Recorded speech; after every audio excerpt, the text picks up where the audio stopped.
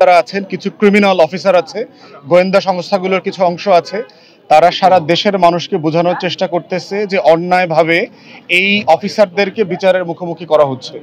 আমাদের বক্তব্য হচ্ছে যে সাবেক সরকারের অনেক এমপি মন্ত্রী এবং এই সকল জেনারেলদের থেকেও অনেক গুরুত্বপূর্ণ ব্যক্তিরা এখন সালমান এফ রহমানের মতো ধনী ব্যক্তিরাও এখন জেলে আছে। এই ধরনের জেনারেলদের থেকে অনেক গুরুত্বপূর্ণ আমলারা, সাবেক 2 প্রধান নির্বাচন কমিশনার, সাবেক প্রধান বিচারপতি, সাবেক পুলিশের 3 জন আইজিও কিন্তু জেলে আছে। তাহলে অন্যায় করলে অন্যায়ের বিচারের ক্ষেত্রেও ন্যায্যতা থাকতে হবে। পুলিশের বিচার হইতে পারবে, আমলার বিচার হইতে পারবে, প্রধান নির্বাচন কমিশনারের বিচার হইতে পারবে, প্রধান বিচারপতির বিচার হইতে পারবে, কিন্তু এই দিল্লির গোলামি করছে আওয়ামী জেনারেল, এরা বিচারের মুখোমুখি হইতে পারবে না, এরা কেরানীগঞ্জ যায় থাকতে পারবে না, এরা কাশিমপুর জেলে থাকতে পারবে না। এই বাংলাদেশ গণ অভ্যুত্থানে গত বছর হয় নাই।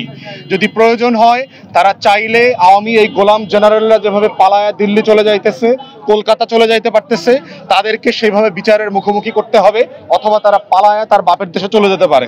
কিন্তু বিচারের ক্ষেত্রে ন্যায্যতা হইতে হবে। মানবতা বিরোধী অপরাধের ট্রাইব্যুনালে যারা গুম খুনের সাথে জড়িত ছিল তাদেরকে অবশ্যই বিচারের মুখোমুখি হতে হবে। জুলাই সনদ নিয়ে আমরা দেখেছি যে এনসিপি এটা এখন পর্যন্ত স্বাক্ষর করে নাই, কিন্তু আমরা বোধ করছি যে জুলাই সনদের যে 40 পৃষ্ঠার ডকুমেন্ট, সেটা কিন্তু আসলে এনসিপি সহ সবাই একমত হয়েছে। অঙ্গীকারনামাটা তারা স্বাক্ষর করে নাই, কারণ তারা মনে করছে যে সনদ বাস্তবায়নের প্রক্রিয়ার ব্যাপারে কি হবে সেটা ওখানে লেখা উল্লেখ করা দরকার ছিল।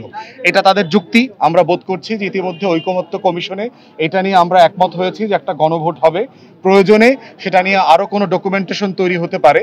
এবং এমনও আলোচনা আছে যে কমিশন বোধ করছে যে এনসিপি কোনো না কোনো পর্যায়ে এটা নিয়ে রাজি হবে।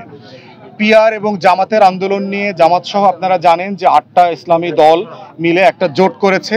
তারা বেশ কিছু বিষয়ে যুগপৎ কর্মসূচি পালন করতেছে। তার ভিতরে একটা হচ্ছে আওয়ামী লীগের মতোই জাতীয় পার্টিও যেহেতু গত 16 বছরের দিল্লির গোলামি করেছে, নির্বাচন ভোট ছাড়া ক্ষমতা লুটপাট করে টিকেছিল, তাদেরও আগামী নির্বাচন এবং ভোটে রাজনীতিতে অংশগ্রহণ করবার কোনো অধিকার থাকতে পারবে না। কাজ সাসপেন্ডেড থাকবে। বিচার বিভাগ বিচারিক প্রক্রিয়ার মধ্য দিয়ে ফাইনালি সিদ্ধান্ত নেবে তারা কি করতে পারবে।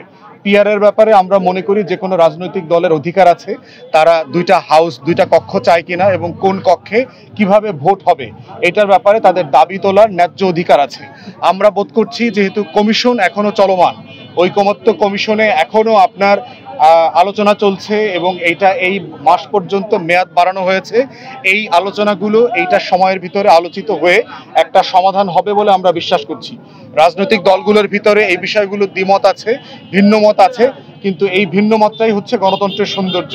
এটার মধ্য দিয়ে আশঙ্কিত হওয়ার মতো অথবা দেশে ঐক্যের ফাটল ধরেছে, এটা আমরা বোধ করছি না।